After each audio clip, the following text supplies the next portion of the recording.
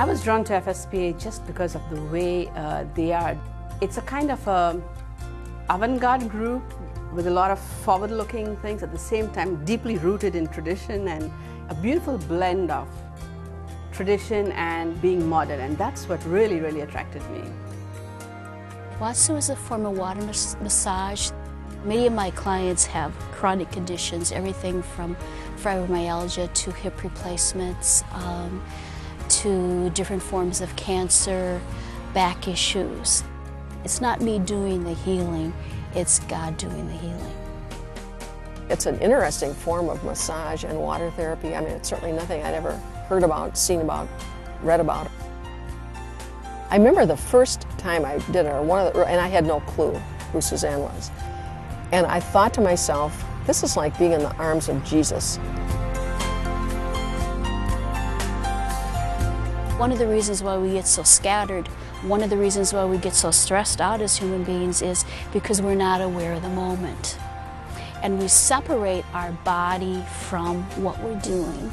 We separate our minds from what we're doing. We separate our spiritual presence from what we're doing.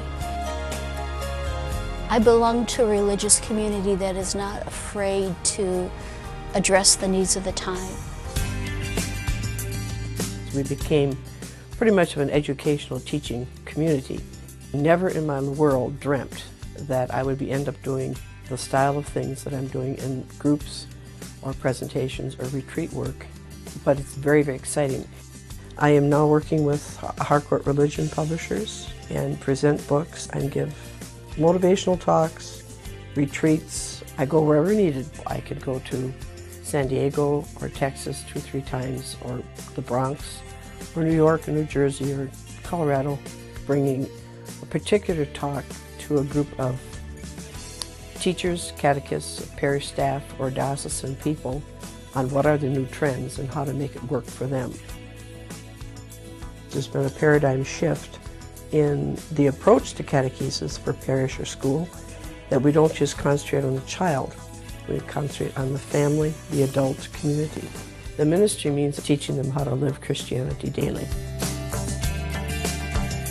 As soon as we can make the connection that the spiritual life is not separate from the money you earned and the children you raised and all that, there's just a connection that happens in people's lives that they are seeking.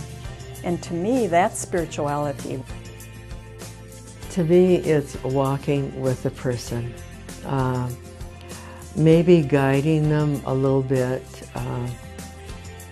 but more of it is support for them on their journey. I first started coming to see her. What I needed at that time was just someone to be there, someone to listen, someone to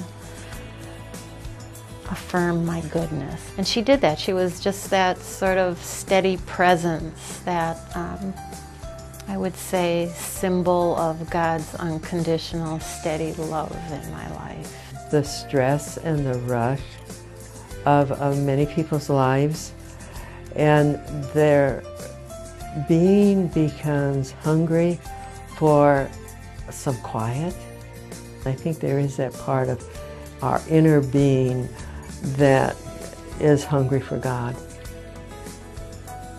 and things don't satisfy it. Even success doesn't satisfy them. If we're really in the presence, I think we hear what people are asking, and they call it forth from us. It's just part of that Eucharistic presence, and feel the pulse of where people are and how do you adapt to meet that particular need. Seeing where the needs are, being present, reading the signs of the times. If you are committed to society and helping people find God, then you have to see where they are, because then you go to meet them. That's how Christ did. It's a privilege that has a responsibility attached to it, being a religious. So I think women religious are at the edge, you know, taking things and leading the way.